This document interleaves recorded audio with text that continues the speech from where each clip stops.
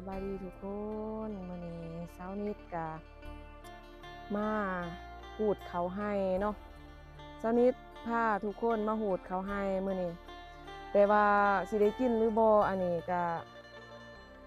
บ่สร้างสิว่าเนาะเช้านิดก็บ่สร้างสิว่าสิมีแต่สิให้ทุกคนเนาะสิให้ FC ทุกคนมาเบิ่งว่าเขาให้ทางบ้านเช้านิดนี่เป็นแนวใดนี่เป็นตาได้กินหรือบ่แล้วก็มื้อนี้เนาะเช้านิดมีโอกาสดีๆที่ว่ามากับสาวป้านอีกเนาะสาวป้านน้องป้านลาวใต้เนาะเพิ่นก็ผู้ก้อยก็มาเป็นครอบครัวเนาะก็มีน้องป้านแหน่มีน้องชายแหน่มาหูดเขามื้อนี้มาทางไห้ทางผู้เช่นเก่าเช่นเคยเอาไปเบิ่งจังไดกันเนาะฝากไปเบิ่งไปติดตามเบิ่งว่าเขาให้ของพวกทางครอบครัวเช้านิดเนาะบ่ฮู้ว่าสิได้กินหรือบ่ก็สิได้กินอยู่แต่ว่ามันสิได้หลายปานใดจังไดก็ฝากไปเบิ่งเด้อไปติดตามนำกันเดี๋ยวสิพาทุกคนเนาะไปหูดเขาให้กับสาวป้านเนาะกับน้องสาวของเช้านิดเลยเด้อสบายดีสาวป้านสบายดี มาหูดเขาให้กับสาวป้านมันเป็นจังได้เขาให้ จังซี่แหละบ่มีเขาวเนาะมีหูแต่เพ่นแหละฮักกระไดซะมีอืมแม่นมันรีบฮักกระไดซะมีแต่เพ่น ได้เขาแนวเขาจะแนวได้ให้ทุก เขา คน อี เบิ่ ห ง ยังก็บ่เขากลาย เขาอีหยัง เขากลาย เขากลาย ภาษา เขา ทางภาษาดักจริงเขากลาย แต่ว่าภาษาลาวเฮาก็บ่เอิ้นมีแต่เอิ้นเขาให้เนาะยินอีแม่เอิ้นว่าเขากลายแบบนี้แหละ ก็เอิ้นน้ำเพิ่น แม่นเพิ่นมาซักได้ซ้ำนี่แหละบ่ทันได้ทอก ตามที่เช้านิดน้องเบิ่งคลิปของหลายๆคนหั้นน่ะทุกคนเขาให้เขางามแต่ว่าเขาให้ทางครอบครัวเช้านิดนี่เป็นแนวนี้เด้อทุกคน เทิงหญ้าแน่เทิงบ่งามแน่เนาะนี่แหละจากที่ว่ามื้อก่อนๆเช้านิดกับสาวป้านได้พาทุกคนเนาะมาเบิ่งสภาพเขาให้ว่าซั่นซะแล้วก็บ่ฮู้ว่าสิได้กินหรือบ่แล้วก็เช้านิดเคยบอกว่ายามเกี่ยวก็สิพาทุกคนมาเบิ่งอีกเนาะว่าสิได้เกี่ยวหรือบ่เนาะสิออก เกี่ยว เม็ดหรือบ่ หูด ล่าสุดก็คือบ่ได้เกี่ยวเด้อทุกคนได้หูดเอาแบบนี้เนาะ หูดกับปืดหูดตาปลาหกนี่แหละปืดหาเอามาเขาจังได๋สิหูด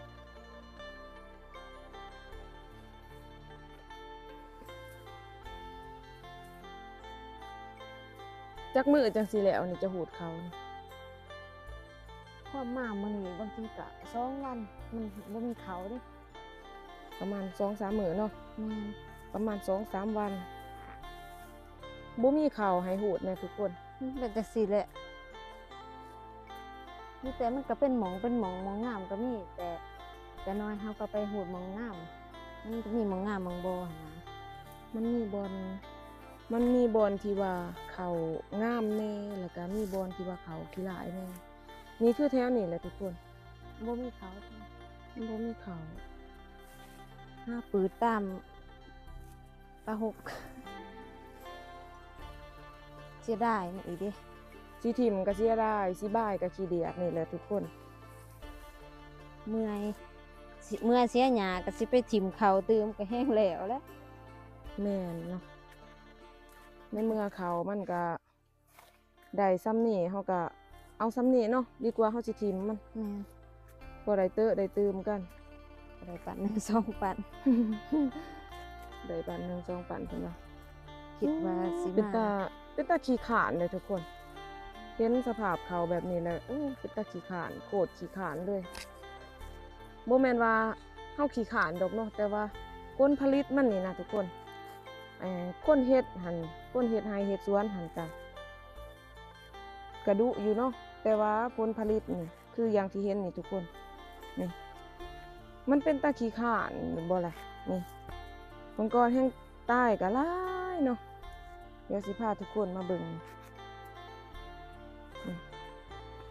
มันเป็นตาท่อนะทุกคนนี่เนาะสภาพเขาเฮาก็พยายามเด้อทุกคนพยายามเสียหญ้าเสียคาเลย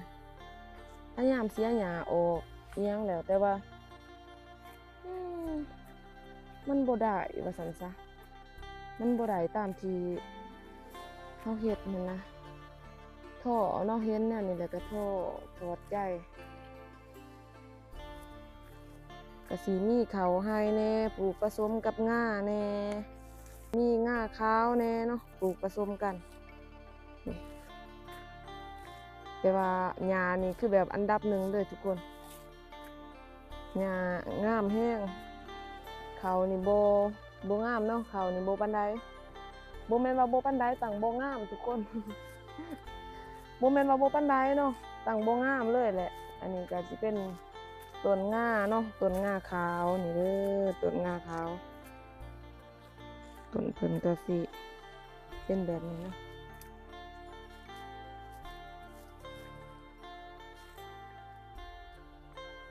หญ้าก็คือแบบว่ารกแรงรกจริงๆเกี่ยวมาหาสาวพันธุ์ต่อบัดนี้ใจบอนงามเห็นแล้วบ่ ชุดงามแล้วซ้ำนี่ สุดงามเลยเนาะซ้ำนี้เนาะ อืม นี่เด้ ชุดงามแล้ว บอนงามแน่ก็พอได้หูดอยู่เนาะ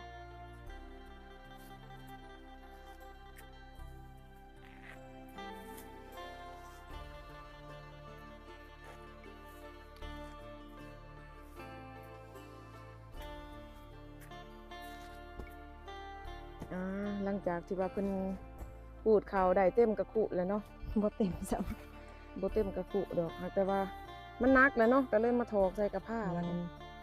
เจ็บหลังเจ็บแอวแล้วสิพอกเขาก็ขี้ร้ายขี้ร้าย คิดว่าเมื่อไห้นี่สิได้บ่สอบหนึง บ่ได้ดอก บ่ได้ แม่นบ่ได้ดอกนี่หักกระไดคุหนึง อืม สิถอกใส่กับผ้านี่แหละ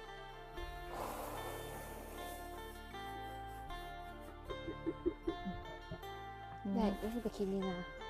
ได้นะ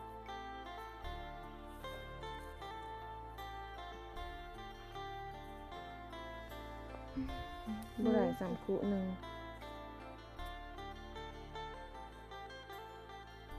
ให้หันกะกวางอยู่ทุกคน แม่นนี่อ่ะเอาหมาบ่ได้หรือว่ามันเป็นน้ำหยังกับบ่ฮู้ มันเป็นน้ำดินบ่แม่นว่าเอาหญ้าบ่ได้เนาะแบบว่าเจ้าของหาแบบว่าเห็น ตอนปลูกใหม่หันก็งามอยู่เนาะ แม่น ตอนปลูกใหม่เป็นจังไดเป็นตาม่วนนํอยู่บ่ ม่วนอยู่แนวมันเคี้ยวดิเคี้ยวเฮาก็เสียหยังแป้นแน่ อืม มันก็ขึ้นแน่บัดนี้มาจังซี่เอาหญ้าขึ้นแล้วก็เอาหญ้าบ่ได้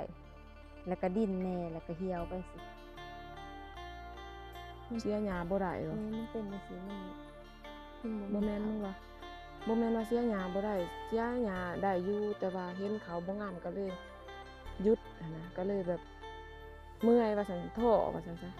มึงว่าแบบนี้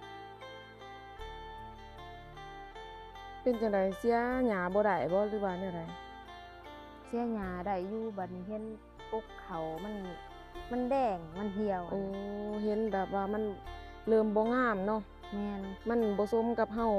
ตั้งใจเสียหญ้าว่าซั่นซะ เมื่อยเสียหญ้ากับหนองสายเป็นเดือน เป็นเดือนบัดนี้เขาก็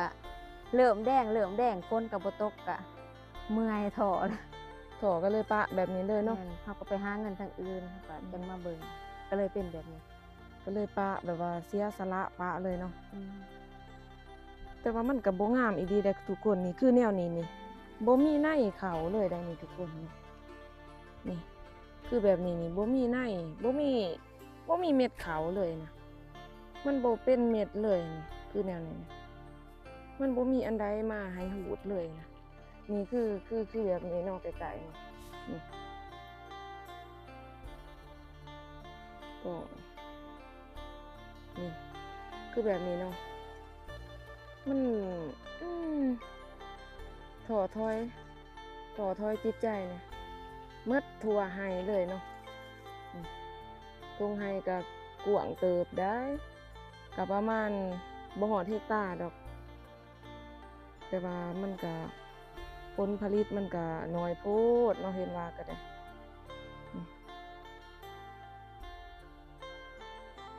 เป็นหนองทรายเนาะหนองทรายเพิ่นมาพูดเขานำเดี๋ยวจะน่ะสิย่างไปหาเพิ่นอีกใช้บอนได้แบบว่าสะปานคิดว่างามๆในสวนนี่ในไร่นี่มีอยู่บ่ จุดเดียวหั่นแหละจุดงามเอาเบิ่งพาทุกคนไปเบิ่งหมอดบอนงามแน่เนาะบอนขี้หลายนี่ค่ะเห็นแล้ว แต่ว่าบัดนี้สิพาทุกคนไปเบิ่งบอนงามอีกเนาะ สิว่าบอนงามมันก็หกน้ำนี่แหละมันก็พอมีเม็ดเขาอยู่เนี่ยนี่โอเคนี่คันก็สิโอเคอยู่ คันแบบนี้นี่โอเคเนาะ แม่นคันว่าเป็นแบบนี้หมดนี่ได้หลายสอบอยู่นี่ เนี่ยนี่ได้เรื่องนี่ คือปีกายนี่ได้แบบนี้เนาะ แม่นได้แบบนี้ปีนี้บ่ได้ตกตามแห้งปีนี้ ปีกายนี่ได้ข้าวให้แห้งนี่10สอบเด้อทุกคน10สอบ10ปลายสอบเนาะ แม่น แต่ตกมาปีนี้นี่สอบหนึงก็บ่ฮู้ว่าสิได้หรือบ่แต่ปานคิดว่าได้บ่ คันได้ก็น่าจะได้สำสอบหนึ่งคิดว่านี่เฮาก็ฮู้บ่ทันแล้วเด้เฮาก็เว้าบ่ทันได้หั่นนะ อืมประมาณสอบหนึงข้าวเปลือกเนาะคันสิได้ก็กับขี้เหอะขี้เหงื่อกับตัวรีบ แม่ แน่ นเพิ่งใบใหม่ใบเขาวนำนี่แหละฮอดเฮือนเฮาก็จังเสอะใหม่นั่นแหละ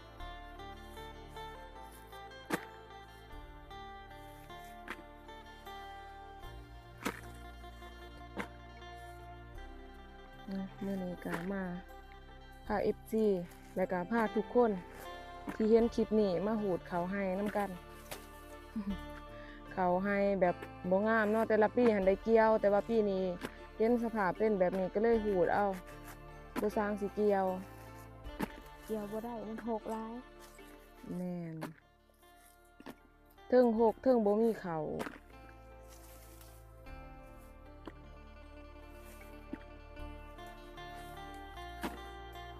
โอเคบอนงามก็เห็นแล้วบอนขี้หลายก็เห็นแล้วเดี๋ยวสนิทสิพาทุกคนเนาะไปเบิ่งรอบๆรอบๆให้อีกเนาะรอบๆให้อีกว่าสภาพ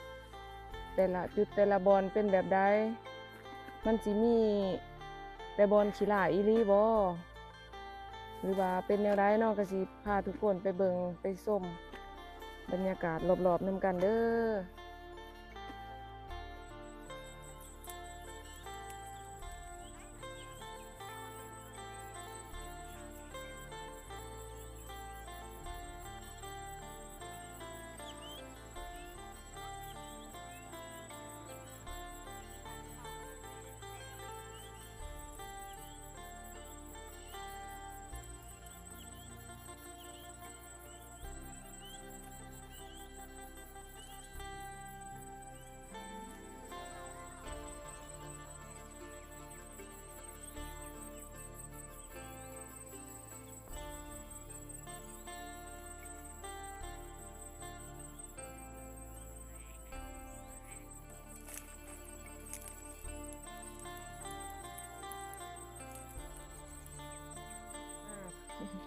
คือเก่าเอามาบัดนี้มาเว้ากับน้องชายเนาะสบายดี สบายดี ซื้อหยังเนาะ สิคูณ บ่าวคูณ แม่น สนิทกำลังสิให้เป็นให้เพิ่นเป็นแอดมินสนิทเนาะถ้าเกิดว่าในอนาคตเบื้องหน้าผู้ติดตามสนิทฮอดแสนเนาะสนิทสิให้บ่าวคูณเป็นแอดมินหรือว่าบริการส่วนตัว เป็นเด็กเนาะเป็นเด็กปั่นของสนิทเด้อฝากเนื้อฝากตัวเพิ่นแน่เนาะกำลังสร้างเพิ่นอยู่ตอนนี้เป็นจังได๋หูดเขาให้ ก็ รู้สึกจังได๋ ถ่อเนาะถ่อแท้ โทษแท้ใจ คิดว่าเป็นตาได้กินข้าวอยู่บ่ปีนี้ อ่าพอได้กินธรรมดา อืมหลังจากที่ว่าสมมุติว่าหูดเขาให้แล้วนี่บ่คุณสิไปไสต่อ ไปหา เก็บกาแฟ หาเก็บกาแฟรับจ้าง แม่น โอเค ส่วนหลายก็แม่นรับจ้างเนาะ แม่น มื้อก่อนเพิ่นช่วงก่อนนี่เพิ่นก็ไปหารับจ้างพูนทางเมืองดากจึงพุ่นทุกคนไปเป็นกรรมกรเขาเนาะ บ่ค่อยได้อยู่เฮือน บ่พอได้อยู่เฮือนไปเป็นกรรมกรเขาทั้งพุ่นแหละเนาะทั้งนอกเมืองทั้งเมืองดากจิงพุ่นแต่ว่านี่เพิ่นก็กลับมาแบบ มาช่วยงานครอบครัว มาช่วยงานครอบครัว แล้ว มาหูดเขา แล้วหูดเขาก็กลับไปหาเงินต่อ หูดเขาแล้วไปหาเก็บกาแฟต่อ แม่น ไปหาเก็บกาแฟรับจ้างเด้อทุกคนบ่คุณคิดว่ามื้อนี้สิได้เขานี่จักสอบได้ฮอดสอบอยู่บ่ มัน ก็จะว่าสอบ9หมดสอบเขียวสอบครึ่ง อืมประมาณสอบครึ่งเบาคุณคิดว่าสอบครึ่ง แม่นประมาณนั้นนะ บัดชาวบ้านว่าประมาณสอบหนึง ครับ โอเคก็มาเบิ่งนํกันเนาะทุกคนมาเบิ่งนํกันว่าเขาให้ของพวกของครอบครัวชาวนิดนี่เนาะสิได้สอบหนึ่งหรือสอบครึ่งหรือ2 สอบหรือสิได้เท่าใดเนาะเดี๋ยวชาวนิดสิมาให้คำตอบกับทุกคนเด้อเอาเดี๋ยวต่อไปเนาะชาวนิดก็สิพาทุกคนเนาะไปเบิ่งรอบๆสวนอีกบัดนี้ว่าสิเป็นตาได้กินข้าวอยู่บ่ได้อยู่บ่จักปันหนึง ได้ลายขาบอยู่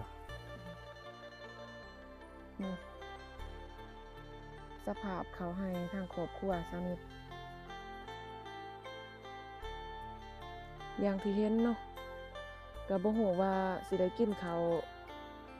ให้น้ำหมูหรือบ่ปีนี้คันสิได้กินก็ได้กินซ้ำนั่นแหละเนาะน้อยหนึงอย่างที่เห็นหูดมากเลยทุกคนนี่ก็แม่นบริเวณรอบๆเนาะนี่ก็บนเคียงเพิ่นส้นแดดส้นฝนยามกลางเว้นเนาะบนส้นแดดส้นฝนของเพิ่นบริเวณรอบๆนี่ทุกคน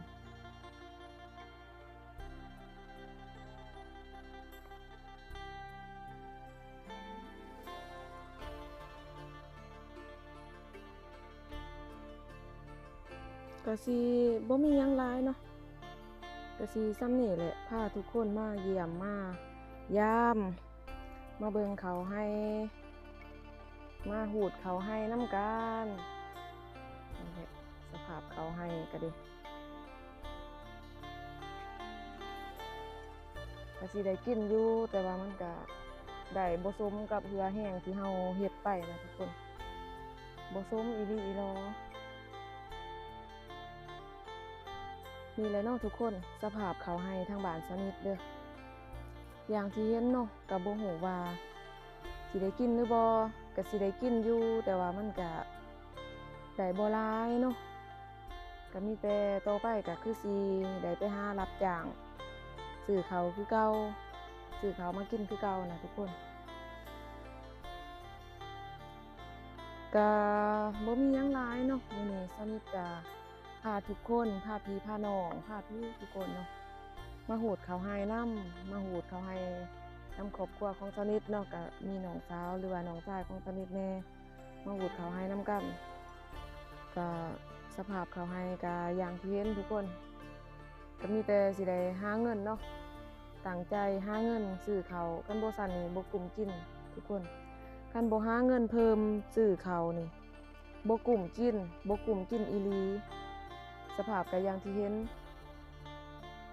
สำหรับคลิปนี้เนาะสนิทก็สิบ่มีหยังหลายเลยทุกคนก็ก่อนอื่นหมดก็สิได้ขอตัวเนาะ